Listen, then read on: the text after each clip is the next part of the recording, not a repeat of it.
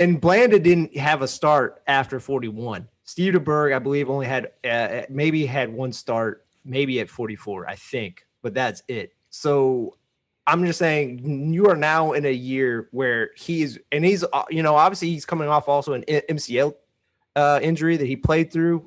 But it speaks to how high level he is. But if you want to take glass half full, those injuries are only going to become more apparent as he gets older. So I still have him going 13-4. This team is too loaded with talent. And like I said, obviously me putting him at weakness, I was kind of going glass half empty with Tom Brady. Obviously he still played a high level last year for the most part, but I'm just saying 44, it's never been done. Obviously he's proven a lot of people wrong, probably proving me wrong again, but I think we're at that end point. I'm a little more optimistic, or a little less optimistic than you. I think they'll go 12-5. Brady, with the talent he has around him, and he knows to get rid of that ball quick. So I don't worry so much about his accuracy because he has the receivers to do it, and then he's got Gronk as always a safety valve. But it's amazing. They're head and shoulders ahead of everybody in this division. They just are. And I will say this about last year. I think they were the luckiest team in the NFL in the sense of they never really had anybody majorly injured that we knew about. We didn't know about Brady, what he was playing through. Never heard about that. And it didn't seem to affect him. They had, and that defense, it was crazy, like that Green Bay game early in the season. Whoa, that was just a whooping, and it was all, obviously they had the offense, but the defense, man, just shut Aaron Rodgers down. So, like I say, 12-5, it'll be fun to watch them. And the rest of the guys will just have to see what they can get done for next year. So, real quick, T-Dog, Father Time is undefeated. That guy doesn't lose. He'll catch up. And anytime you can make a Vinny Testaverde and George Blanda reference, this is a show, man. This is a podcast worth listening to. But I do have a question. I think Blanda finished as a kicker, by the way, and went a lot longer than that. And maybe still went to 46. 48. Yeah. He lasted till 48. And still may be holding some scoring records, if I'm not mistaken, or did for a long time. But I do have a question. Yep. So we can get this already in our head, because I know it's going to happen. Who is the backup to Brady this year? I don't know that answer. I believe, I don't know if he will be currently on the depth chart as it's projected right now. They drafted University of Florida's Kyle Trask. That's right. Who, if you go back 2 years ago, we talked up, he beat out Felipe Franks, and he was better. He was much better. But again, look, I'll eat crow on Kyle Trask too.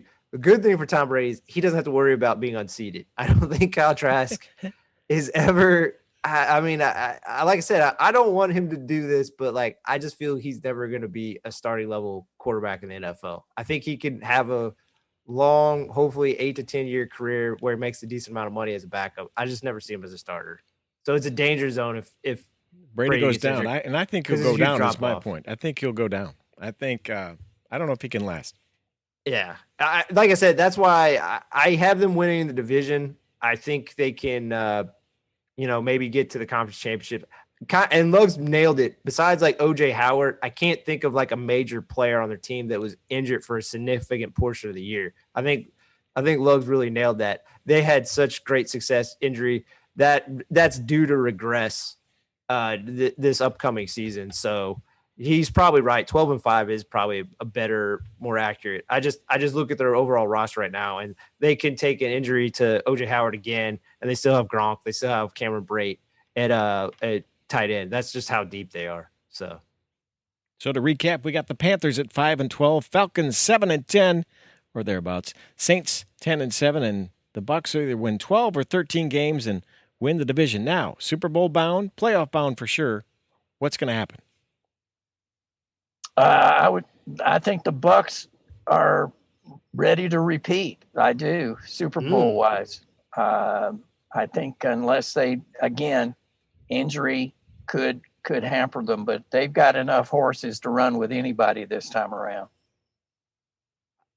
I don't want to completely get into NFL or Super Bowl predictions yet. We'll say that for a few weeks now. I feel Bucks have a shot to go to the Super Bowl again, obviously because of the roster. I just feel kind of like what Lugs hit it at. I just think there's going to be more injuries. I think there will be some regression in Brady. Not to say he'll fall off a cliff. Maybe, hopefully for them, it's just a incremental drop off from what he did last year. But I just feel like to him to play at that level again at 44, I don't see it. So I think the Saints had them make it. I think they get washed out wild card week. I think they make it, but they lose first week of the playoffs. So. All right, well, staying in the NFL, let's talk about Aaron Rodgers. Wherefore art thou? Gentlemen, what's going to happen? Is he going to show up? Is he going to play? What do you think? Oh, I think he'll show up. I mean, we've heard all kinds of things going on with this back and forth with his contract and stuff, but I think he'll be there. I was just going to say, if indeed the last I heard was his 2023 year, if the current deal goes through, would be voided. There's just no loss of income. So, who knows at this point? It's just changed so much in the past few days.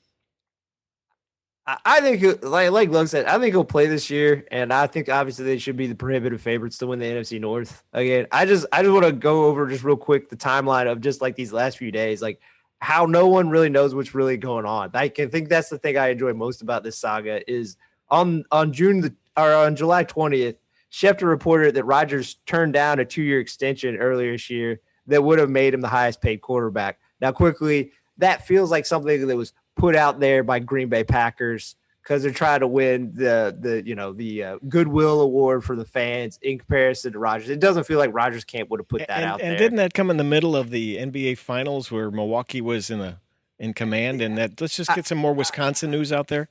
I believe so. And also too, we've looked at enough contracts. I mean, not that any of us really completely understand contracts because we don't, but a lot of those contracts are like, it's fake money. It's not even real. So like, it was just maybe in writing that he's the most, but anyway, that's getting, so on the 23rd, Devontae Adams, their star receiver, breaks off long-term extensions with the Packers, which makes you feel like maybe he's not willing to resign there because Aaron Rodgers is going to be there long. Why does he want to maybe be with Jordan Love? Obviously, maybe he's practiced Jordan Love and he's like, this guy doesn't have it.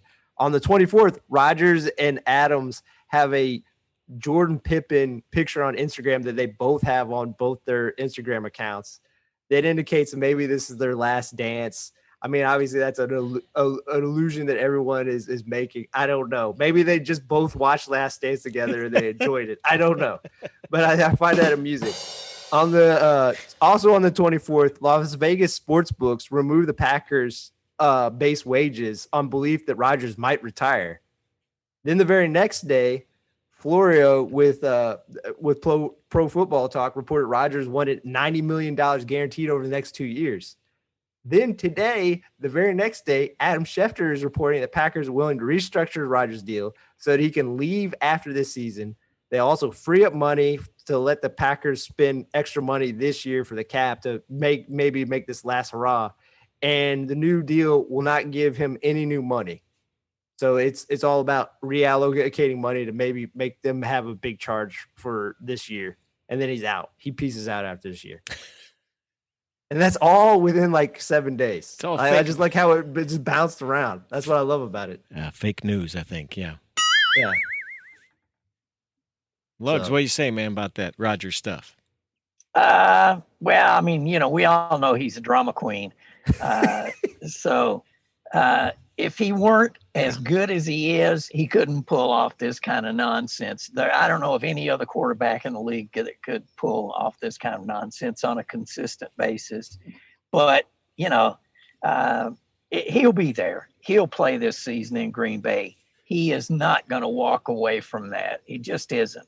It just wouldn't happen. So drama aside, they'll go to camp and it'll be fine. It'll be fine, at least for this year.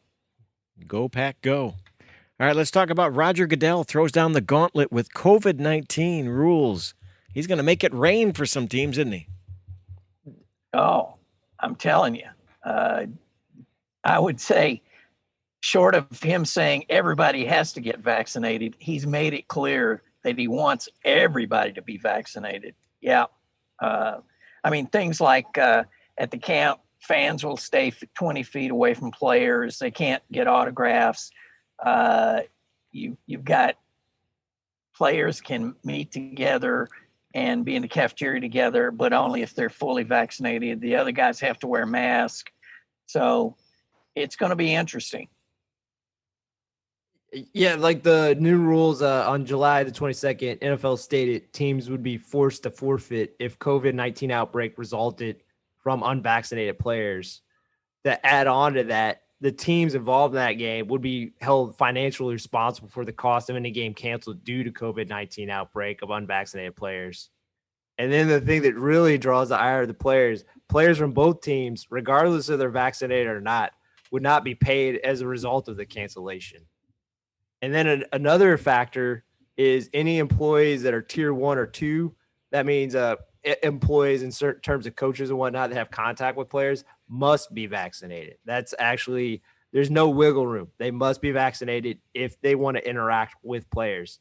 If they want to stay unvaccinated, they have to essentially do Zoom and they have to stay away from people. It's like be a talking head on a screen. And because of that, we've already had the very next day on July the 23rd, Rick Dennison, the former Vikings offensive line and run coach, he left the team due to not wanting to be vaccinated.